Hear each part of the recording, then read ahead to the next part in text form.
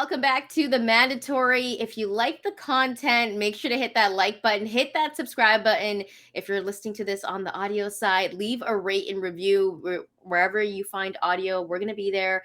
Also follow us on our social media platforms, and it's at The Mandatory TKO. We're on Twitter, IG, TikTok, so make sure to support the show if you already have. We do appreciate you. Now, Bryan and I were talking about this on the audio side, but Regis Prograis had a fight against Danielito Zorrilla.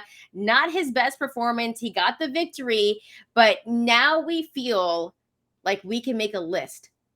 The top 5 in the 140-pound division. Now we can do it because Regis has fought Teofimo Lopez, Josh Taylor got it on, and now it's time, Bryan. Rank your top 5. I have a feeling ours might be the same or very, very similar. But I told you not to be on the fence earlier because there's a spot number 5, which could be a tie, but I'm hoping you don't tie because it's lame. But go ahead, do your thing. So we should do this back and forth. 5, 5, 4, 4, 3, 3. We should have probably rehearsed this before this, but we should do it that way, no? Or do you want me to just blow through my list with no anticipation, no build up, and not be a little bit theatrical about it?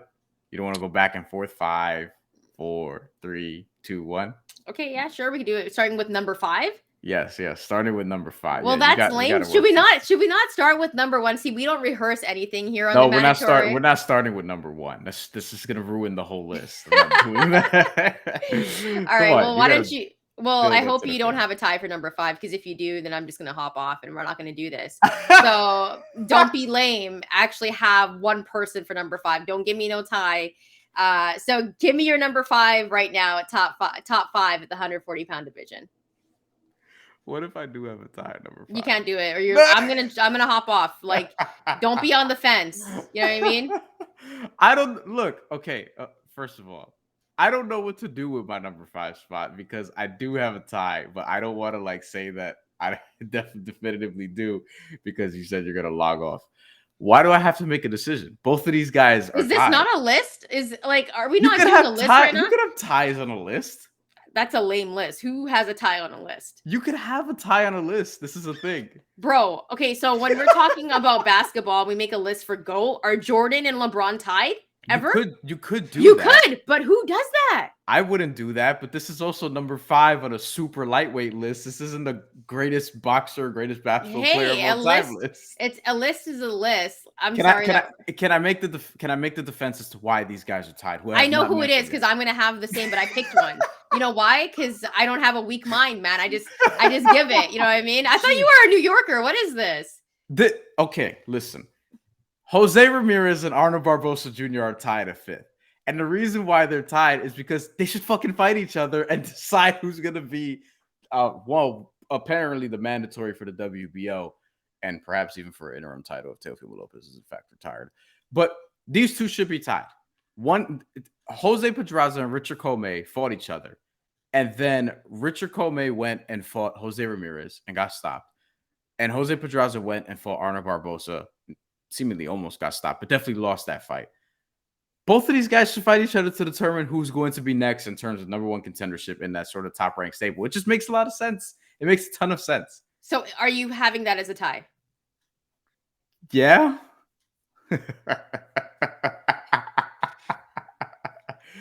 Get your ass back in here. You're not gonna leave me out here to just do this. I'll do the whole list. And just end the show. All right. Okay. See, my problem with this is that I understand why it should be a tie, but you have to pick one because that makes sense. Okay, because I get what you're trying to say, but Bryan's list is soft. So if you drop some comments and let me know how soft you think Bryan's list is. Okay, they're tied because they should fight each other. Okay, I've been saying this on the show for weeks, probably months at this point. Arnold Barbosa, Jose Ramirez should fight each other. Arnold Barbosa tweeted at Jose Ramirez recently within the last week or so, as he's seemingly saying to everybody, let's run it because he wants to fucking fight somebody. Jose Ramirez or Arnold Barbosa is the fight to make. The winner of that fight will be the 5th spot on my list. No one's arguing that. I'm just saying that's a soft ass list to start off. All right, my number 5. I'm actually So I do think Arnold Barboza and Jose Ramirez should fight. They have the same manager. It's an easy fight to make for Top Rank, and the winner obviously is going to get that title shot. It'll be the eliminator, and if Teofimo Lopez, which apparently he did vacate the titles according to Arnold Barboza's last tweet, that he is the number one contender to get a title shot. However, just based on the fact that Jose Ramirez did fight Josh Taylor in a fight where he lost his belts.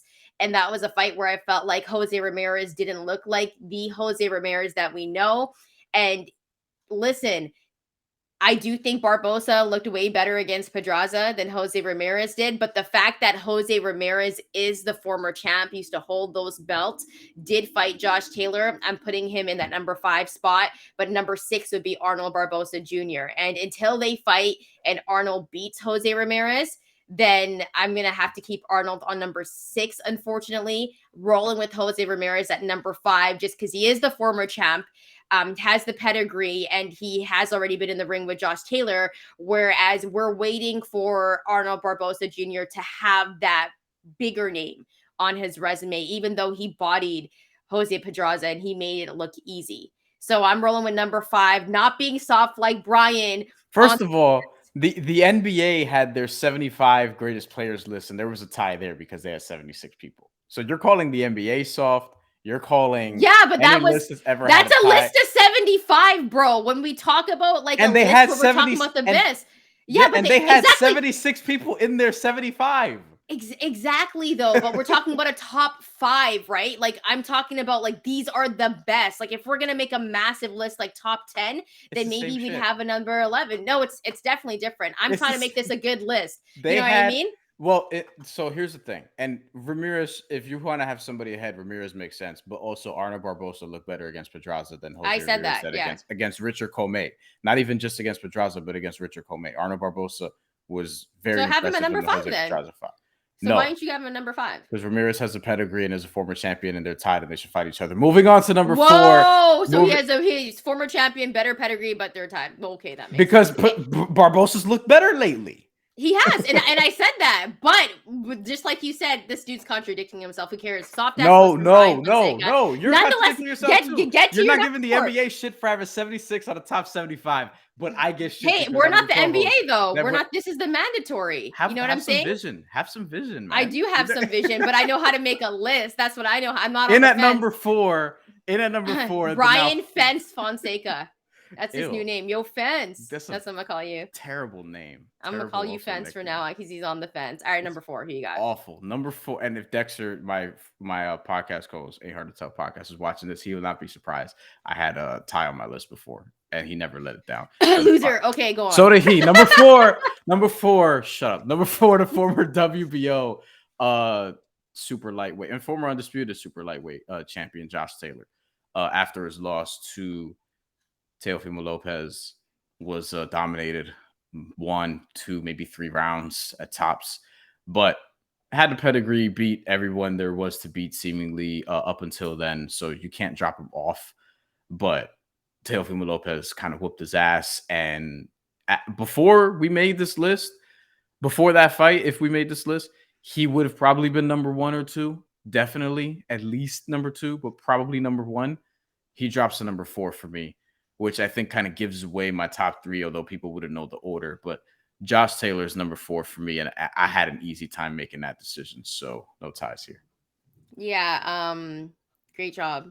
Actually, I think we have the same top 3 heading into the 140-pound division. My number 4 is Josh Taylor as well, and you can only be as good as your last performance, but he's still on my top 5. And obviously, when you take a look at what Josh Taylor has done in his career, won the World Boxing Super Series, took care of Regis Prograis in a fight that was controversial, but the way that he looked against Teofimo Lopez, he looked slow, and it wasn't a good fight for him.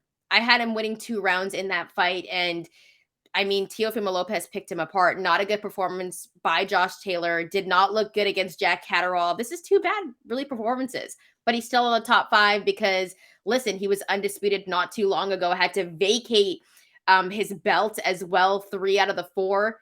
So listen, Josh Taylor, number 4 for me as well. And your number 3, I think I know who that might be. We're gonna have the same top 3, I believe. Number 3 is the. I feel like the word boogeyman is overused in the Now division, he's the but boogeyman. this guy's the boogeyman for real.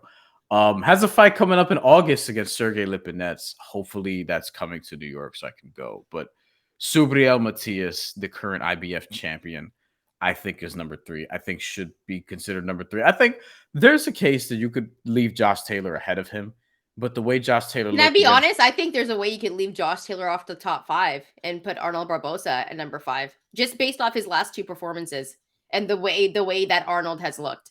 Like I thought about it, like this is a political list, just to keep it real. Because if I didn't put it on, then Josh Taylor fans would come on here and be like, you, "I you can't mean believe you love Josh Taylor." yours is a political list. Yeah, because if I just go based off performances as of late, Josh Taylor's not on my top 5.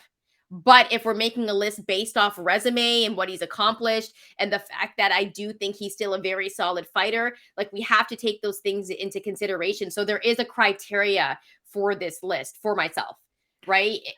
Taylor has a win over Ramirez, and I think if he fought Arnold Barbosa today, I think he'd be the favorite. If you put him up against Subriel Matias, I think he'd also be a betting favorite, though I think a lot of people would bet on Subriel Matias, but I think the books would have Josh Taylor as a betting favorite. I think if he fought Barbosa, I would put my money on Barbosa after Yeah. I've seen his last 2 fights. Well, look, Taylor really should be coming off back-to-back losses. And if that was the case, like officially, then what are we talking about here, right? Then I That's what definitely I'm would take him saying. off. That But yeah. yeah, but well, I'm curious to see, like, is this going to be a third straight time, like whenever his next fight rolls around? Here's Because another thing though, just to yeah, give a little bit more props to Taylor, but he's also fighting dudes. Like he's been in the yes, ring with these dudes. So let's take that into consideration. So, if people are wondering what the criteria is, for me, it's like, what have you done lately? What your resume looks like?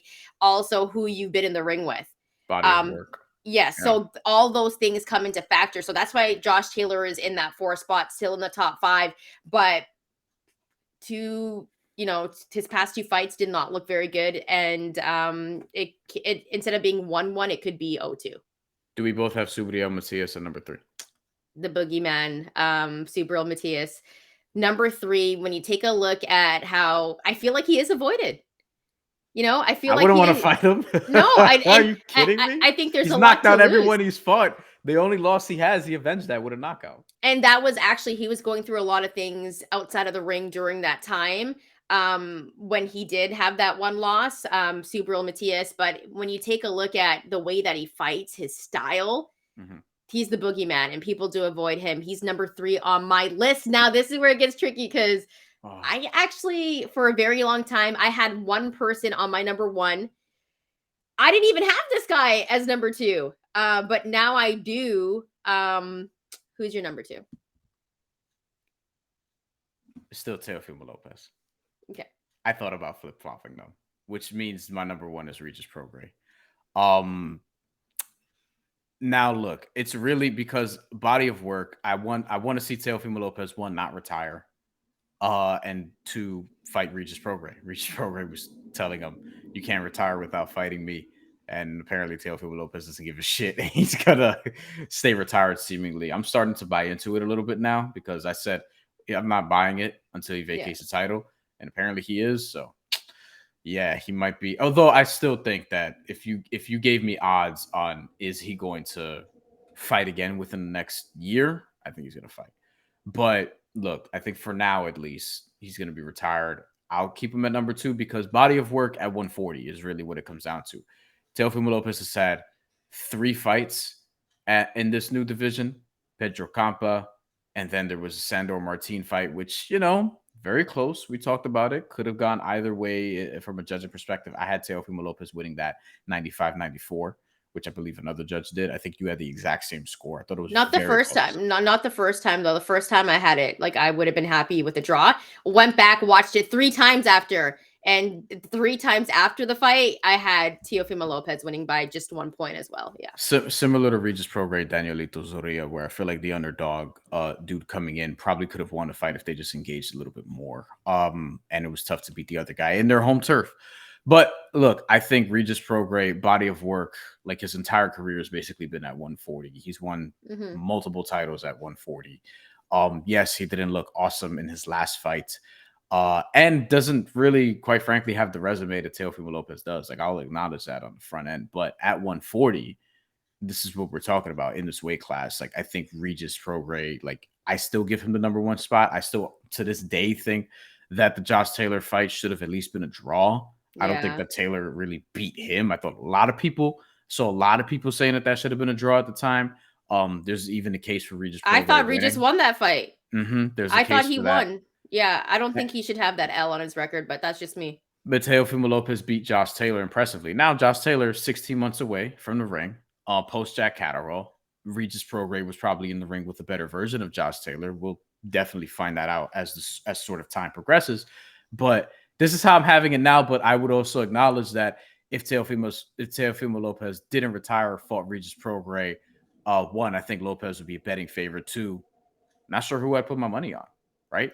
Because this is just a rankings in terms of who's top five at 140 right now, but it's not to say that this person can't beat this person. I think Subriel Matias could really beat all of this list. I think he could beat everyone here. I think Teofimo Lopez could beat everyone here. I think Regis Prograis could beat everyone here. Everyone, yeah. Josh Taylor, not sure. Arnold Barbosa, Jose Ramirez, depends on who wins that fight, hypothetically.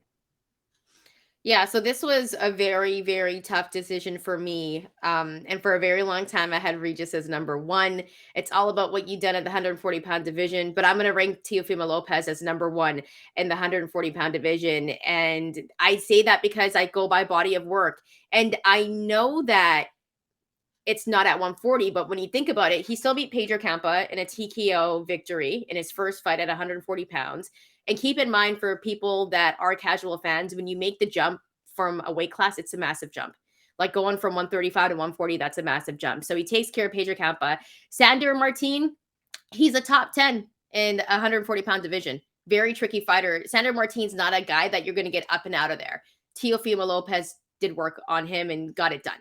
Right? Not the best performance, but when you can't take a guy like Sandor Martin lightly. So I think that's actually a very, very good name on his resume. Do not sleep on Sandor Martin, a very, very tricky boxer. And then when you think about the fact of what he did to Josh Taylor, I don't care about ring rust. When you used to be the undisputed champion, then fought Jack Catterall, looked terrible against Jack Catterall, that was a robbery. And then Teofimo Lopez makes you look like that. He also has Lomachenko on his record. He has Comey. He has Nakatani. I don't think there's anyone in the 140-pound division right now that has a better resume than Teofimo Lopez.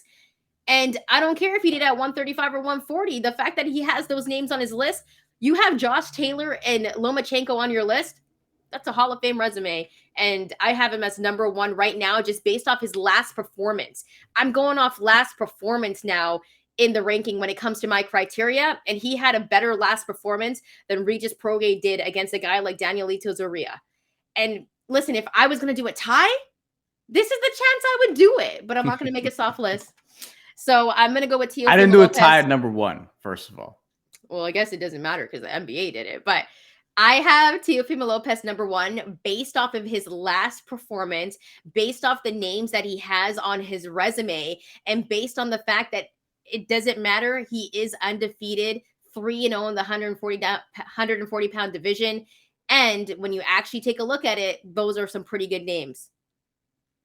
Pretty solid names. I mean, so I have Teofimo Lopez number one, Regis Prograis number one on my list for a very, very long time. I still think he beats anybody in this division. I think he can beat anyone in this division, but just based off last performance, I gave the edge to Teo, and I'm rolling with Regis number two. So, Bryan, tell me your list again from 5 to 1, and then I'll tell you my list from 5 to 1. And we have the Ramirez Barbosa tie at number 5. We have Josh Taylor number 4, Subriel Matias number 3, Teofimo Lopez 2, Regis Prograis 1. The other thing with Teofimo Lopez, is the body of work is outstanding. He's also had one really good showing at this weight class. So that's why I'm like, I still want to see more of him at 140, but he's saying he's retired, so we'll see. But again, I might favor him in the Regis Prograis fight. I believe the sportsbooks will. I think he'll be a slight favorite, maybe like a -150, -160, something like that.